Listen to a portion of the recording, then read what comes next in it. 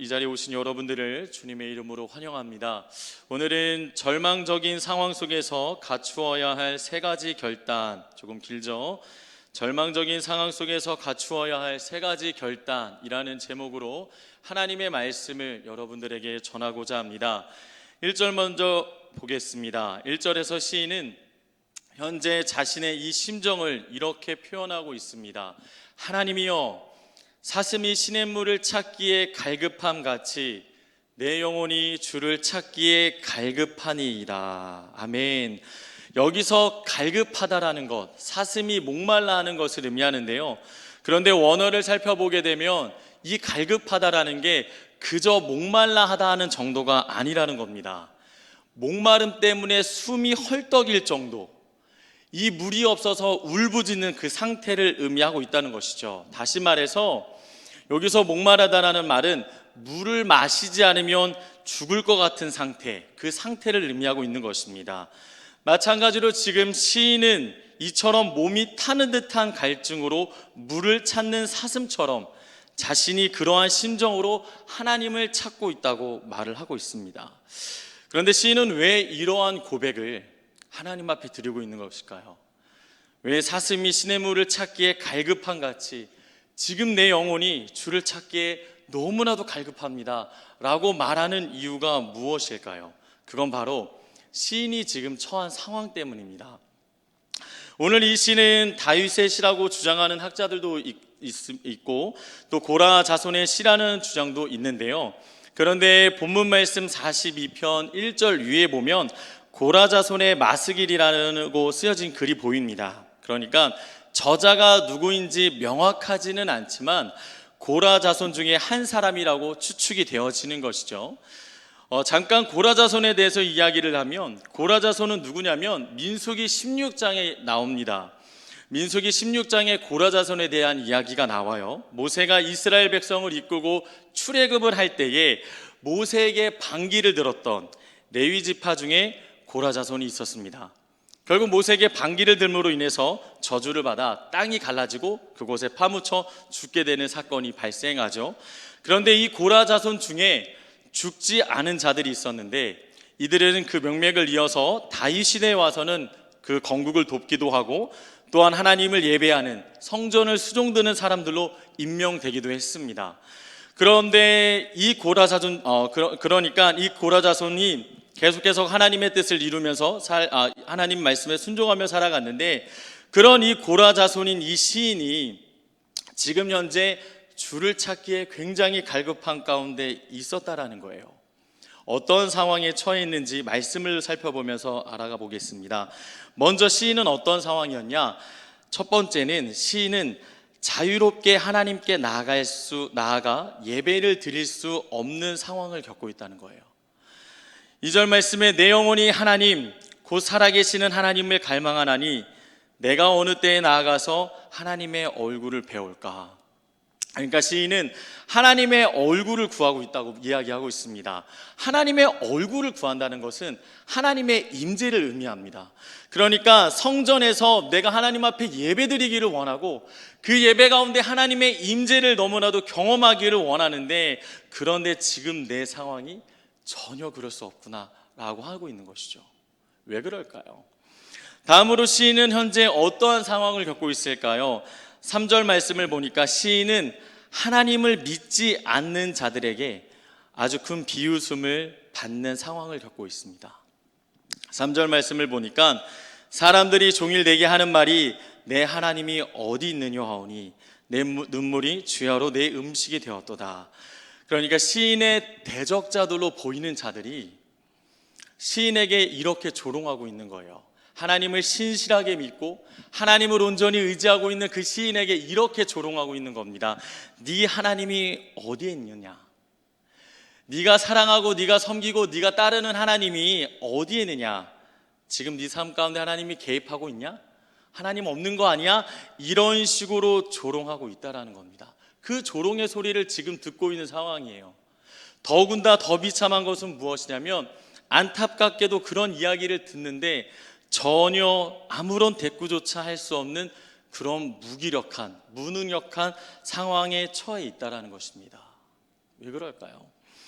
마지막으로 시인은 어떤 상황을 겪고 있나요? 세 번째는 시인은 과거의 추억이 자신을 힘들게 하는 그런 상황을 겪고 있다는 것이죠.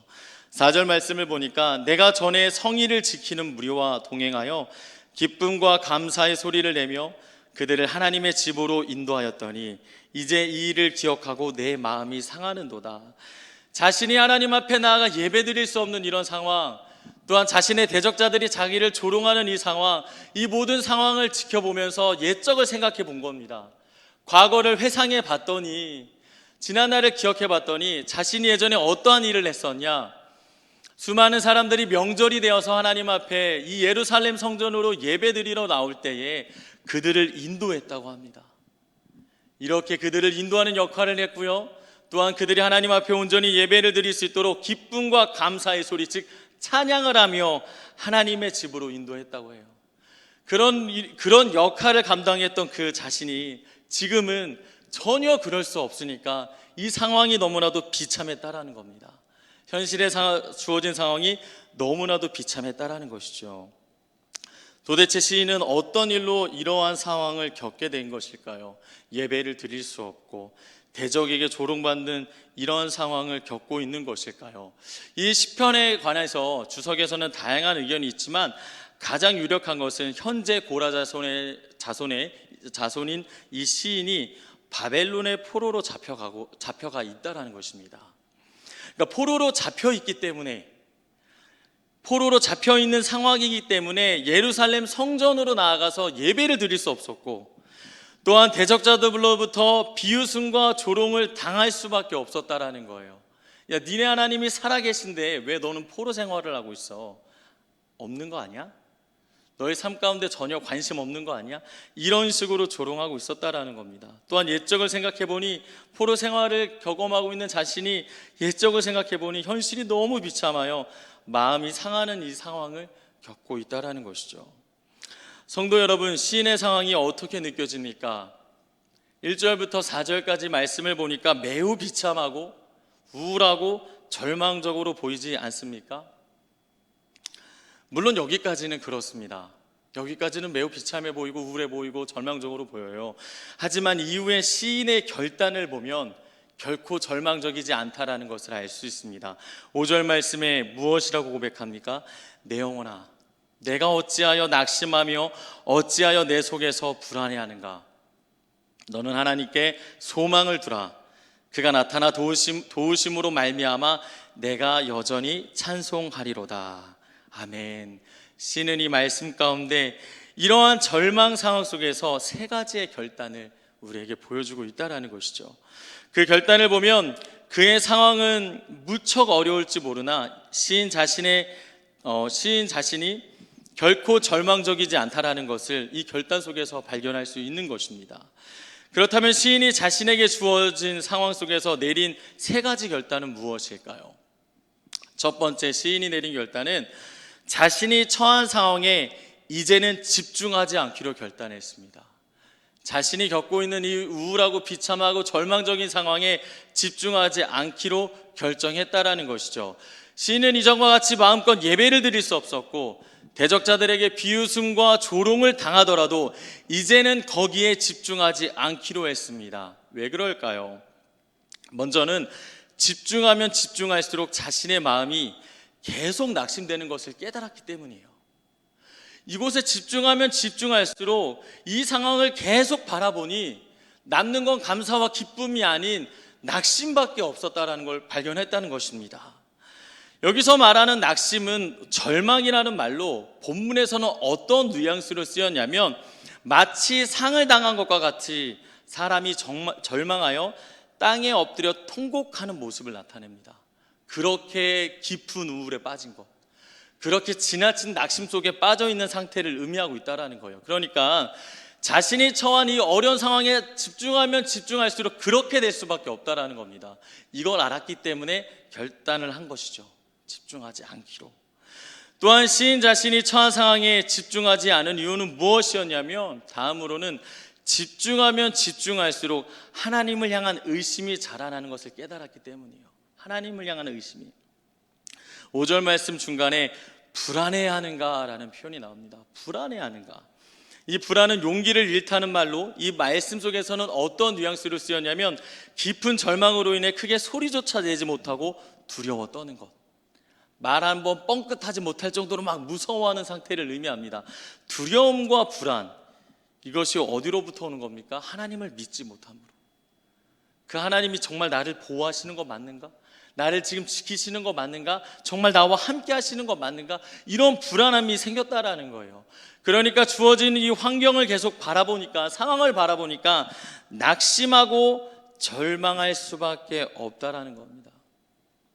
불안할 수밖에 없었다라는 거예요. 그래서 시인은 아주 강한 명령조로 자신을 책망합니다. 내 영혼아, 내가 어찌하여 낙심하며 어찌하여 내 속에서 불안해하는가? 더 이상 하지 말라라고 하는 것이죠.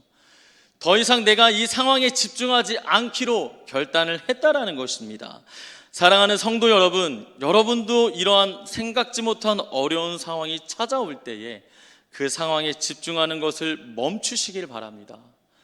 결국 이 모든 것들은 낙심과 불안을 낳기 때문이라는 것이죠. 그런데 이 말씀을 듣고 낙심과 불안 때문에 내가 상황에 집중하지 않아야지, 아무리 결단해도 사실 잘 되지 않을 때가 너무 많습니다. 계속 그 문제의 그 상황에 집중하게 된다라는 것이죠. 그러면 우리가 이 상황에 자꾸만 나에게 아무 유익이 안 되는데도 집중하게 되는 이유는 무엇일까요? 우리가 계속 집중하고 고민하게 되는 이유는 단 한 가지입니다. 그 문제에 대한 해결의 실마리를 내가 찾고자 하기 때문이에요. 어떻게 하면 이걸 해결할 수 있지? 어떻게 하면 더 나은 방안으로 이끌어갈 수 있지? 하나님의 도우심을 구하는 게 아니라 내가 먼저 앞서기 때문에, 내가 어떻게든 해결해 보려고 하기 때문에 계속 그 문제에 집중하고 바라보게 된다라는 것입니다. 이제는 내가 할 수 없는, 내가 어찌할 수 없음을 고백하고 하나님께 도와달라고 집중하고 기도하십시오. 내가 할 수 없는 일에 대해서 몸부림칠 필요 없습니다. 결국 낙심과 불안밖에 낫지 않기 때문에 내가 할 수 없음을 고백하고 하나님께 도와달라고 기도하십시오. 하나님께 집중을 해야 됩니다. 우리가 하나님의 도우심을 받기 위해서 정말 이 시인이 결단했던 것처럼 먼저 첫 번째, 저한 상황에 집중하지 않기로 결단하시는 여러분 되기를 주님의 이름으로 축복합니다. 다음으로 시인이 자신에게 주어진 상황에서 내린 결단은 무엇입니까? 두 번째는 시인은 이제는 하나님께 소망을 두기로 결단했다는 거예요. 하나님께 소망을 두기로. 여러분, 고난과 어려움이 닥칠 때에 여러 힘든 일이 있겠지만 신앙인으로서 정말 힘든 순간은 이러한 경우인 것 같아요. 하나님이 살아계심을 알고 있고 믿고 있지만 지금 내 삶에 하나님이 부재하시는 것처럼 느껴질 때, 그러니까 다시 말해서 하나님께서 내 삶에 전혀 관심이 없고 바라봐주지 않는 것 같고 개입하지 않고 멀리 계시는 것처럼 느껴질 때, 그 순간이 우리 신앙인으로서 너무나도 힘든 순간이 아닐지 모릅니다. 시인도 마찬가지였을 거예요. 자신을 조롱하는 대적자들의 말을 들어보니 정말 하나님이 내 삶에 개입하지 않는 것 같고, 정말 하나님께서 내 삶을 포기하신 것 같고 그냥 벌 주고 멀리하는 것 같고, 이렇게 하나님의 부재를 느꼈을지 모릅니다. 그런데 5절에 고백하죠. 내 영혼아, 너는 하나님께 소망을 두라. 시인은 하나님이 자신에게 얼굴을 가리고 계시는 것처럼 느껴졌을 거예요. 그렇지만 이 같은 상황 속에서도 문제 해결은 하나님께 있음을 다시금 확신했다라는 거예요.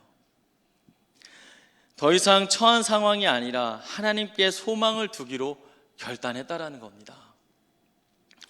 이런 하나님을 향한 믿음을 가진 시인은 하나님께 이렇게 구하고 있습니다. 하나님, 내 영혼이 주를 찾기에 갈급합니다. 하나님, 내가 하나님께 소망을 둘 터이니 하나님, 내가 갈급하니 나에게 보이시고 나를 위로하시고 나를 새롭게 하여 주시옵소서 라고 갈구하고 있다라는 것이죠. 이 말씀 속에서 하나님께 소망을 둔다라는 것에 대한 힌트를 보는데요. 여러분, 하나님께 소망을 둔다라는 것은 그냥 단순히 말로써 하나님, 내가 하나님을 소망합니다 라는 게 아니에요. 행함으로써 드러나야 되는데 어떻게 드러나야 되냐? 이 시인이 고백했던 것처럼 갈급함을 가지고 하나님을 찾을 줄 알아야 돼요. 갈급함을 가지고 하나님 앞에 나아갈 줄 알아야 됩니다. 그러니까 끊임없이 엎드려서 기도하고 하나님께 소망을 두고자 몸부림침이 여러분들의 삶 가운데 반드시 있어야 된다는 거예요. 단순히 하나님께 소망을 두기로 결단합니다 라는 고백을 아무리 많이 해도 갈급함을 갖고 하나님을 찾지 않으면, 그 간절함이 여러분 삶 가운데 없으면 여러분들은 낙심하고 불안하고 좌절할 수밖에 없다라는 거예요. 그러니까 처한 상황에 집중하지 않기로 결단한 다음에는 하나님께 소망을 두기 위해 몸부림치십시오. 간절함을 가지고 하나님을 찾고 하나님 앞에 간구하고 기도하시는 여러분 되기를 주님의 이름으로 축복합니다. 제가 말씀을 준비하다가 이 갈급함이 사실 부럽더라고요.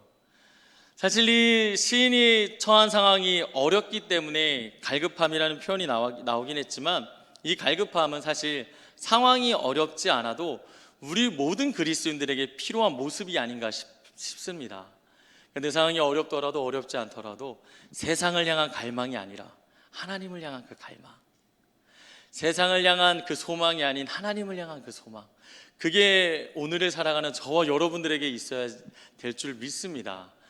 삶이 어려운 것뿐만 아니라 삶의 모든 순간에 하나님을 찾고 갈급할 때에 어려운 상황에 처했어도 그럼에도 하나님을 더욱 갈망하게 되는 여러분 될 줄을 주님의 이름으로 축복합니다. 그런 여러분 되기를 소망하는데요, 마지막으로 시인이 자신에게 주어진 상황에서 내린 결단은 무엇일까요? 세 번째는, 시인은 자신이 처한 상황 속에서 이제는 하나님을 찬양하기로 결단했다는 거예요. 내가 하나님을 찬양하겠습니다. 시인은 자신이 처한 상황에 집중하지 않기로 결단하고 하나님께만 소망을 두기로 결단했습니다.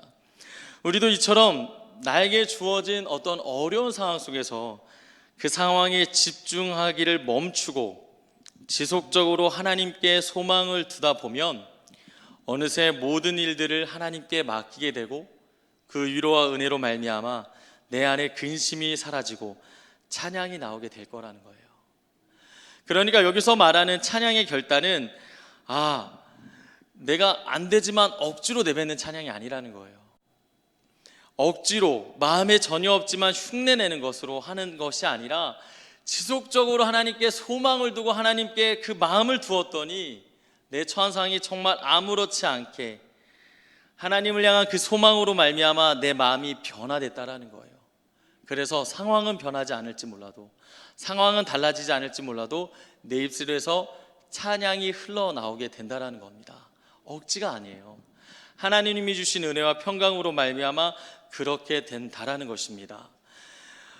사도행전 16장에 보면 바울과 실라가 옥에 갇히잖아요. 매를 맞고 옥에 갇히는 그 순간에도 그들은 하나님을 향하기를 멈추질 않아요. 매 맞는 상황에 집중하지 않습니다. 옥에 갇힌 상황에 집중하지 않아요. 자신이 처한 상황에 집중하지 않습니다. 그들은 어떻게 하냐? 기도하고 하나님께 집중하기 시작해요. 그렇더니 하나님 앞에 온전한 찬양이 흘러나오기 시작합니다. 그리고 기적과 같은 은혜 역사들을 경험하게 된다는 것이죠. 여러분, 지속적으로 하나님께 소망을 두십시오. 그 가운데 찬양이 흘러나올 줄 믿습니다.